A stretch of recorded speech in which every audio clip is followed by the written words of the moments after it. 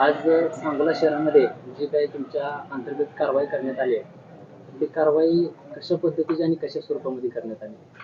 आज दिनांक 4/12/2025 रोजी सांगोला शहरामध्ये आम्ही अन्न औषध प्रशासन सोलापूर, मी उमेश भुसे अन्न सुरक्षा अधिकारी व मंगेश लवटे अन्न सुरक्षा अधिकारी सोलापूर हे प्राप्त तक्रारीच्या अनुषंगे तपासणी व चौकशी कामी आम्ही सांगोला येथे आलो.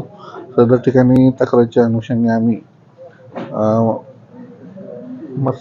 मस्के पान शॉप अनिल मस्के यांचे पिढीची तपासणीसाठी आम्ही आलो. प्राप्त तक्रारीच्या अनुषंगे सदर पिढीची तपासणी केली, तसेच त्यांचे गोडाऊन वगैरे त्यांचीही तपासणी केली आणि सदर ठिकाणी प्राप्त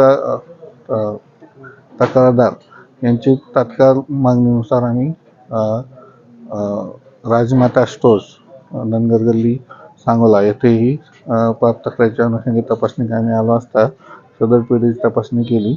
तपासणीमध्ये त्रुटी आढळलेल्या आहेत आणि तसेच तपासणी करताना सदर पिढीमध्ये व पिढीच्या समोर सदर पिढीचे असलेले गोडाऊन येथे कोल्ड्रिंकचा मुदतबाह्य साठा आढळून आलेला आहे. सदर ठिकाणी गोडाऊनमध्ये साधारण एक 10 ते 12 प्रकारचे कोल्ड्रिंक्स हे मुदतबाह्य झालेले आढळून आले. सदर एकूण साठ्याची किंमत साधारण 36,740 रुपये आहे.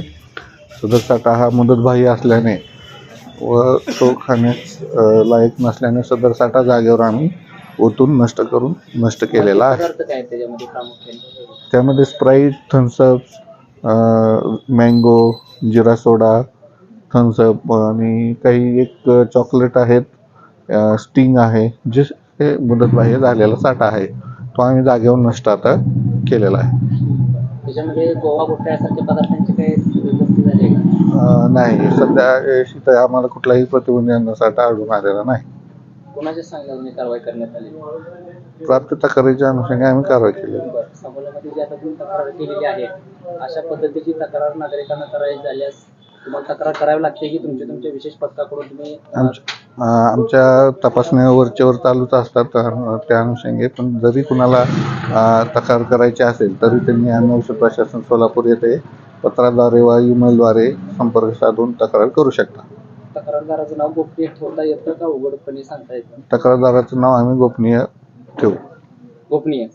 आजची जी कारवाई उघडपणे करण्यात आली, त्याची इच्छा असेल तर आम्ही माझ्या स्वतः समक्ष कारवाई झाली. त्यांच्या समक्ष त्यांची मागणी काय होती? माझ्या समक्ष तुम्ही दुकानावर कारवाई केली. बरं, आता याच्यामध्ये जप्त झालेला साठा किती हजार रुपयाचा सापडलेला? साधारण 36,740 रुपयाचा साठा आहे. तक्रारदाराच्या याच्यावर तुम्ही तुमच्या समक्ष कारवाई केली? त्यांची तक्रार होती ते त्यांना सांगितलं तुमची लेखी तक्रार आम्ही स्वीकारतो. स्वतः तुमच्या इच्छेने.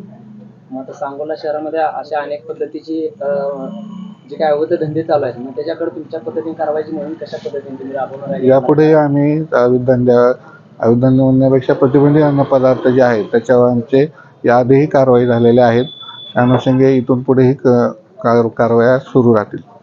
सांगोला शहरामध्ये गुटखा हा पदार्थ भरपूर वातावरणामध्ये चालतो.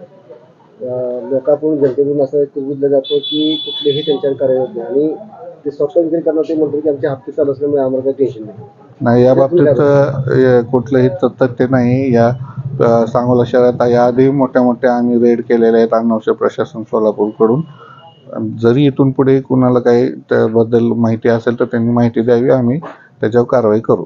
पण नागरिक समोर येण्यास भेटतात की तुम्ही नाव त्या लोकांचं उघड करताय की ज्या लोकांनी तक्रार केली त्यांची नाव उघड करताय, अशा पद्धतीने? आमच्याकडून असं कधी झालेलं नाही. आता येणाऱ्या काळामध्ये तुम्ही कशा पद्धतीने भूमिका घेणार आहे? जे काही सांगोल्यामध्ये असतील किंवा सांगोला तालुक्यामध्ये जे असेल जे काही भेसळ प्रकार सुरू आहे त्याच्यावर कशा पद्धतीने असेल? त्याचबरोबर बघितलं तर तुमचं काम दुधाच्या बाबतीत सुद्धा अतिशय महत्त्वाची भूमिका असणं गरजेचं आहे, पण आज भेसळ दूध प्रचंड सांगोल्यामध्ये आपल्याला बघायला मिळते नाही. याच्यावर तुम्ही कारवाई का करत? दूध भेसळीबाबतही आम्ही कारवाई घेतलेल्या आहेत, पण तरी कुणाला असं शंका असेल, तक्रारी असतील की दूध भेसळीबाबत तर त्यांनी आम्हाला माहिती द्यावी, आम्ही तिथे जाऊन रेड करू किंवा आम्ही त्याची माहिती. तुमच्या तक्रारीची मी त्यावेळेस दखल घेऊन तुमची तात्काळ मी तुम्हाला त्याची माहिती दिली होती. त्याच दिवशी तुम्हाला माहिती तात्काळ दिलेली.